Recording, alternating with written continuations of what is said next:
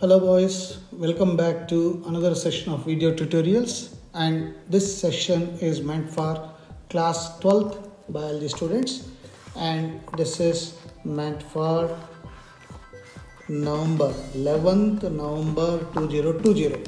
And as we have been doing the revision and we are revising an important chapter called microbes in human welfare, chapter number 10.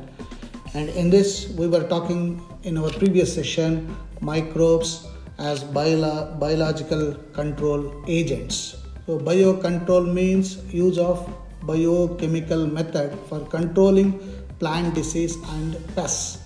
The chemicals used as pesticides and insecticides are harmful to human beings as well as animals. So, to avoid this chemical interference in human lives as well as animal lives, we need to have certain bio-related things that can control the pathogens, so as well as pests. So as part of it, bioherbicides are the better options. Bioherbicides are living organisms that control the weeds. That means in place of weedicides, we are going to use bioherbicides.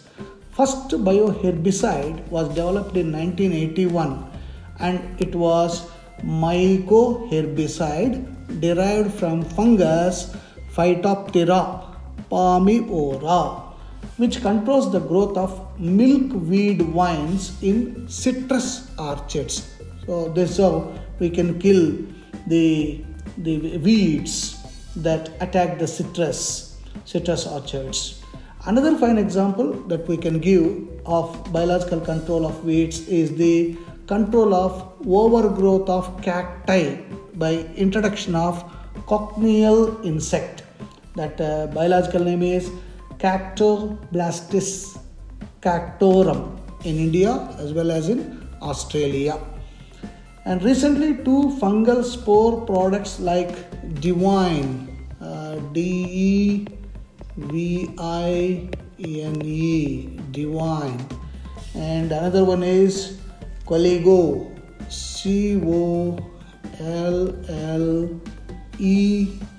Collego, Coligo, have been introduced to control the weeds. Latest technique in controlling weeds is to produce transgenic crops like BT tomato, BT tobacco, like that, by genetic engineering. It involves introduction of genes for herbicidal resistance into crop plants, which will be able to tolerate a herbicide. And the next, bioinsecticides. So in bioinsecticides, these are living organisms which help in biological control of insect pests. These may be viruses, bacteria, or fungi. A number of harmful insects, pests, and their larvae can be reduced by their organisms which act as pathogens or predators. For example, the one that we were talking, ladybird beetle, that is Cochineal, controlling the aphids. It controls the aphids. Plant pests, dragonflies, another one, that is Sympetrum, controlling the mosquitoes, thus also called mosquito hawk. And of course, Trichoderma, third one, Trichoderma is free-living soil fungus which acts as biocontrol agent of several plant pathogens. Then baculoviruses, which we were talking again, these are pathogenic viruses which infect and kill many insect pests and other arthropod pests. Most important baculovirus involved in biological control is nucleopolyhedrovirus.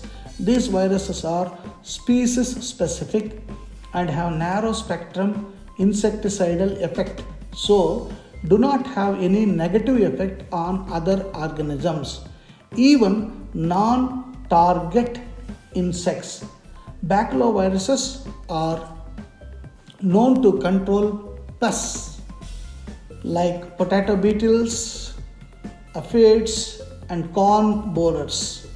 Entomopox virus is another baculovirus which adversely affects the rate of development of grasshopper and amount of food it eats. That's why we say species specific. And Bacillus thuringiensis, as we have been talking, BT, is most potent for producing chemicals with insecticidal properties. It produces a protein toxin called bacillus, and it is the specific one, the protein toxin, that is thuriside. THURIOSIDE.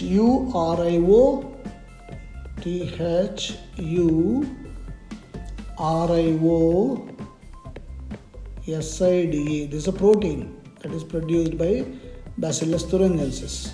So this protein, which when ingested by larvae of the insects, inhibit the ion transport in midgut and kill them. So this blasts the midgut. Spores of this bacterium produce the insecticidal, what we call cryprotein, cryprotein.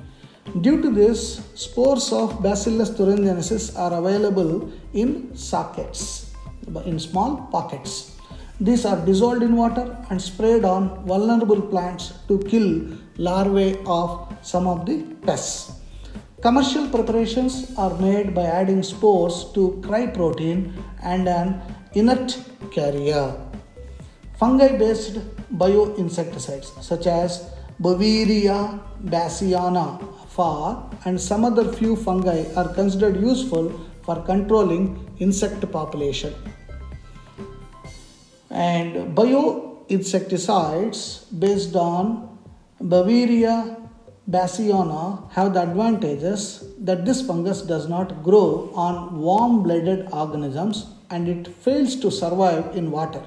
It controls forestry pests. Similarly, insect-resistant plants can also be developed. Progress in engineering insect resistance in transgenic plants has been made through the expression of insect toxic gene of BT in plants. Most strains of BT toxin gene are toxic to Lepidopteran larvae. And this gene has been successfully introduced in both cotton as well as tobacco. Some other biocontrol agents, that is under IPM, integrated pest management. So it is required to save the environment from agrochemical pollution and achieve higher agricultural productivity. Some recommended methods of IPM are: few pests may be destroyed by starvation method. Recommended cultural controls should be followed and use of excessive synthetic pesticides should be minimized. Crop rotation, proper sanitation practices are improved to avoid any pest infestation in crop fields. Biological control methods should be followed and use of chemical pesticides should be minimized. Agricultural crop may be grown mixed with a target weed which may be preferred by insect pests over the crop. And now, all important, we go to microbes as biofertilizers. Again, why should we resort to biofertilizers? As such, most of the farmers in India use chemical fertilizers, and these chemicals again interfere with the texture and nature of the soil and spoil the natural climate of the soil. Hence, biofertilizers are recommended. The use of chemical fertilizers to meet the ever-increasing demand of agricultural produce has contributed significantly to large pollution, soil pollution, as well as air pollution. These are various problems associated with the overuse of chemical fertilizers because they cause pollution to water bodies also, and the groundwater gets polluted as a result. And this in addition to getting what we call crops damaged due to storage water. Therefore, there is a large pressure to switch over to organic farming. So nowadays, this has become a pet word for most of the people, organic farming. And the base of this organic farming is biofertilizers. So whenever somebody wants to do organic farming, it is the biofertilizers. So organic farming is the technique of raising crops through the use of manures, biofertilizers, biopesticides, and resistant varieties, crop rotation, intercropping, etc. When all these methods are used, then we say it is organic farming. Biofertilizers are organisms that enrich the nutrient quality of the soil by increasing the demand of nutrients like nitrogen and phosphorus. So the main thing is nitrogen and phosphorus. These are the two that are to be increased in the soil. The main source of biofertilizers are bacteria, fungi, and cyanobacteria, blue-green algae we say. The nodules present on the roots of leguminous plants are formed by the symbiotic association of rhizobium, mutual help, symbiotic.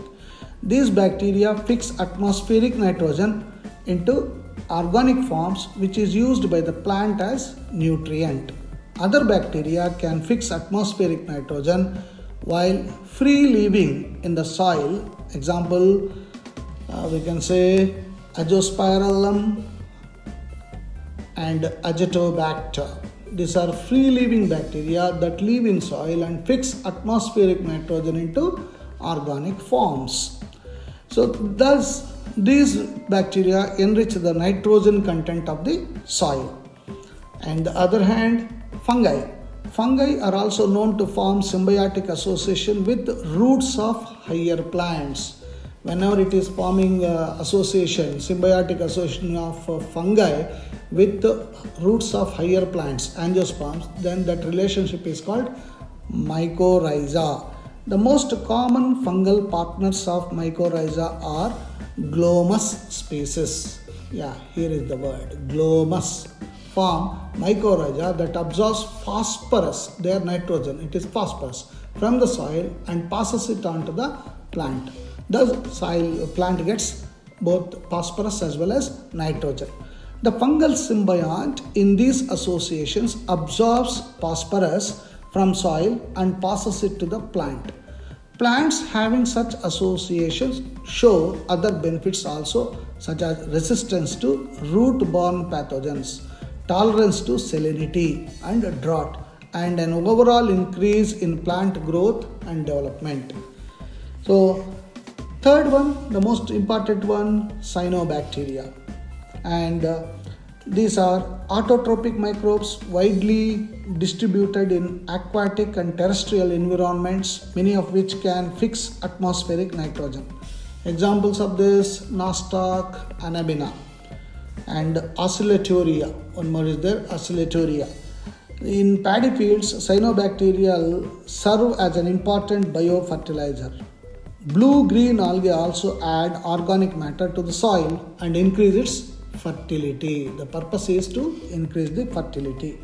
Currently in our country, a number of biofertilizers are available commercially in the market, and farmers use these regularly in their fields to replenish soil nutrients and to reduce the dependency on chemical fertilizers. For example, you have got biofertilizers, free living nitrogen fixing bacteria, example Azotobacter, Clostridium, Rhodospirillum, Chromatium. These they help in photoautotropic association as well as saprophytic. Free living nitrogen fixing cyanobacteria, anabina, nostoc, alocera. These are phytosynthetic. And symbiotic nitrogen fixing bacteria, of course, rhizobium, you know it, mutual association with plants. Symbiotic nitrogen fixing cyanobacteria, mutual association with many plants, anabina, and of course, just now we talked mycorrhiza, symbiotic association of fungus with roots of higher plants, example, glomus. So, The importance of biofertilizer. They increase plant yield by, look at that, 15 to 35% yield. That's a very good one. And are effective even under semi-arid conditions. Improve soil texture, do not allow pathogens to flourish, non-polluting, produce vitamins and growth promoting biochemicals. Hence, these are very, very important. Hence, it is always advisable for all the farmers across the world, specifically in our country, to use biofertilizers. Please spread this, and particularly those of you who are children of farmers, please insist on your daddy to use these biofertilizers and biocontrol agents. Hence, you will have, what is the benefit? The yield in your crop, in your field is up by 15 to 35%.